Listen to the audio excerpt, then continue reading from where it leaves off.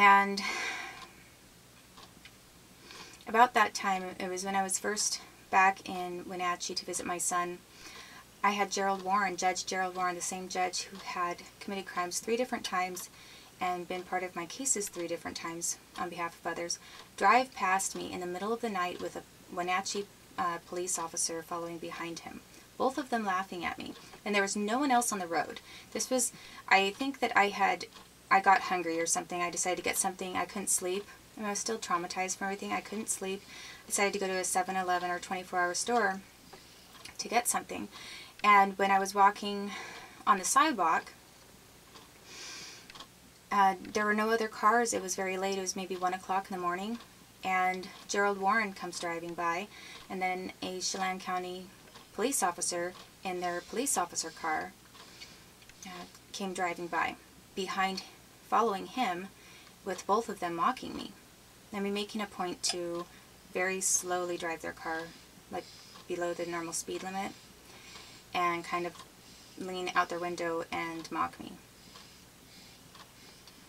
And that was actually kind of scary, because that looked a little bit like something the mafia would do, or my idea of the mafia, because it was just weird. Why would a judge do something like that, like deliberately try to intimidate me that late at night, and then have a police officer backing him up? It was kind of like the very corrupt cop syndrome of, and then Judge Warren wasn't even looking like a judge anymore. He was just looking like a mobster. It was him. It was his car. It was like it was a Jaguar. I believe Judge Warren had a Jaguar at the time. A car that looked like a Jaguar, dark black maybe. It was his face. It was his car, because I later confirmed it was he drove that car. And there was no mistake about it. It was definitely Judge Gerald Warren intimidating me. And it was definitely a Wenatchee police officer backing him up, following and intimidating me as well. That happened the first month that I was trying to have visits in Wenatchee with my son. And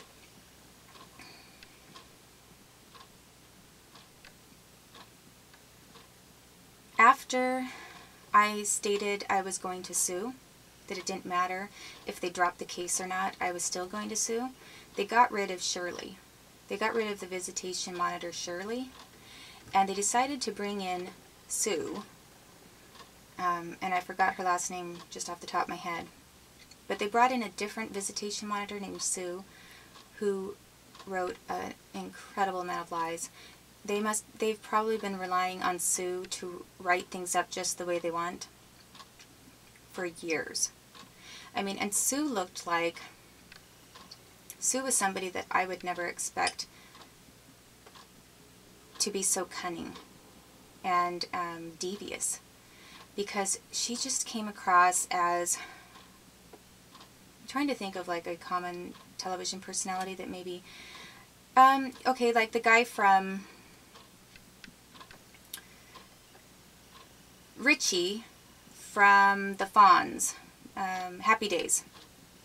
Okay, Richie with the red hair, and he's just like this clean-cut, kind of innocent, doesn't seem to be extremely smart, kind of happy type of a person. And just sort of down to earth, nothing extraordinary about him. He's not wearing a black leather jacket like the Fonz. He doesn't stand out at all like the Fonz. He just kind of blends in. And you would never, ever think that somebody like Richie from Happy Days, with this just like clear, bright-eyed demeanor, is going to be the type of person who is capable of carefully structuring a visitation log to, like a lawyer, as if he had the lawyer of a devious, the brain of a devious attorney. I would have never expected it from someone like Sue. She wore very plain clothes. She looked like kind of lower middle class. I mean, she looked like she made like $30,000 a year. Kind of like just above poverty level or poverty level. and just plain faded jeans, mom jeans, you know, like the ones that are always 10 years out of style, and a very plain kind of Kmart type of, I mean, there are some things at Kmart that are much nicer now, but just sort of a generic type of a shirt, and maybe a little tiny little flower print on it, kind of feminine, very homebody appearing, and short reddish hair, and this very open kind of nice voice, and she seems simple. She comes across as a simple person, and the only thing that's weird about her is one of her pinky fingers is chopped off, you know, which is not that weird. If you have had a weird accident, that doesn't make you weird. So that's Sue. Sue is somebody that, and then when she's talking to you, she's agreeing with you about everything, and she's being really nice and really friendly and acting like Mrs. Mom Jeans, and that she's very sympathetic towards you and your child, and she really wants you and your child to get back together, that kind of a thing. I never once, she even conceals all of her expressions. I never once saw a weird sort of or vicious expression from her. Like, I didn't see, she's able to conceal even what she's doing and her motives. And the only way I could tell, the only reason I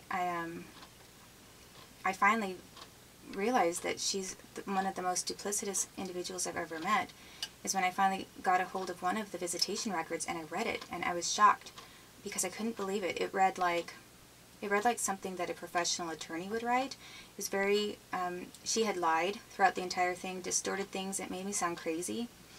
But I could tell by reading this report that she knew how to make me sound crazy. She was, again, like another Amy Rowe, just sort of changing things that I said, changing the situation, altering words that came out of my mouth or came out of my son's mouth or my son's reactions.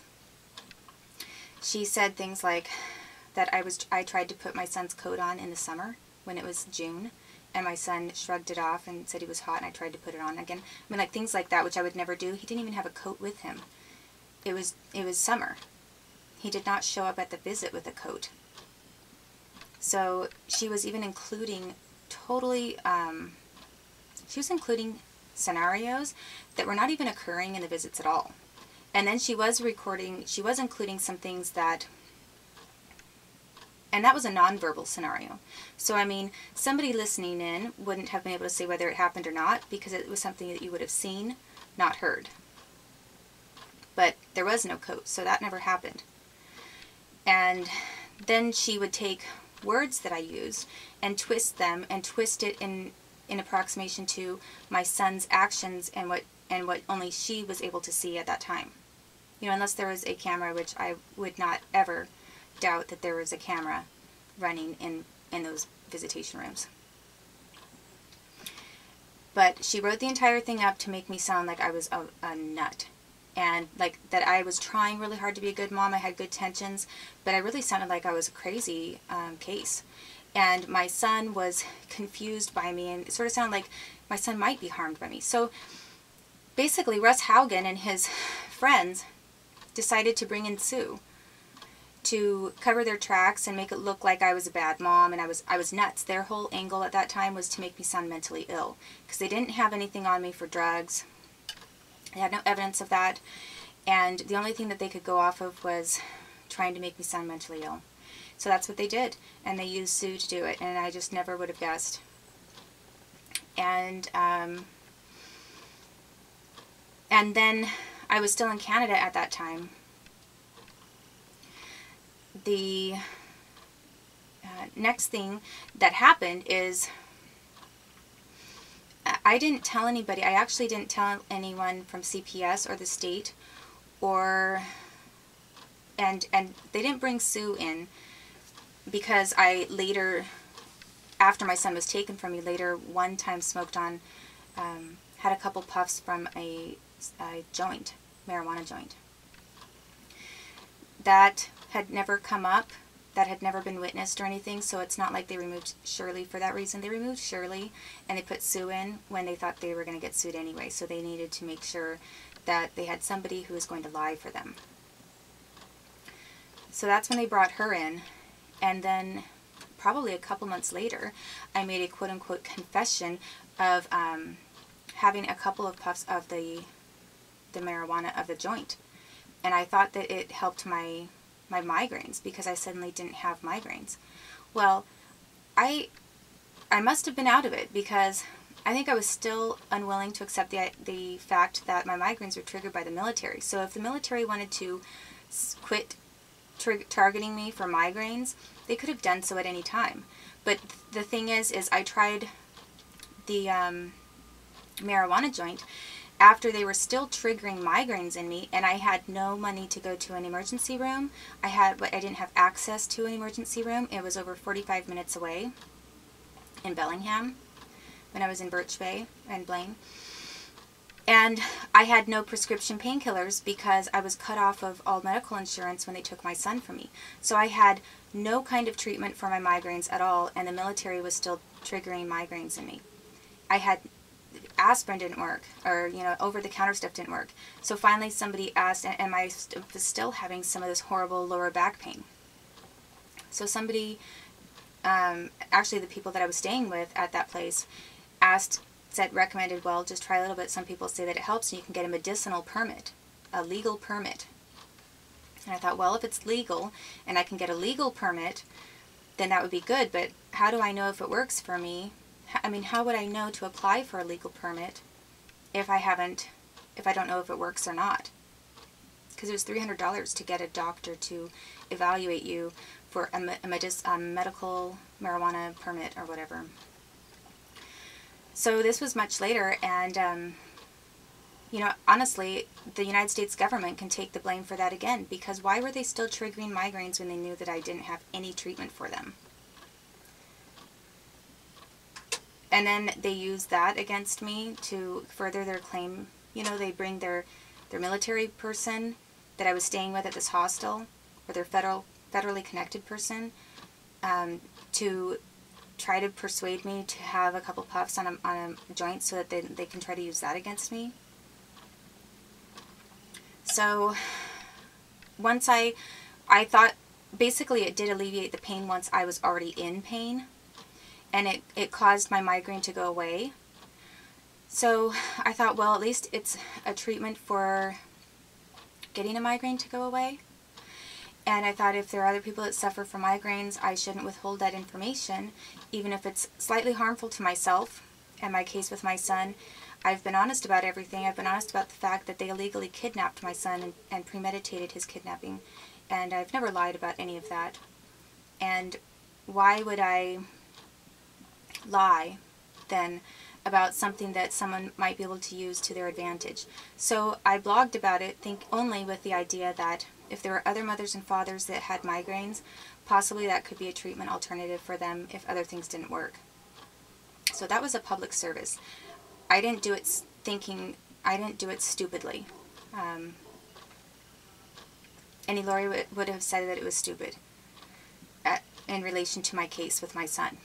However, that was one time where I sacrificed my rights and did a public service for however many people I thought it might reach.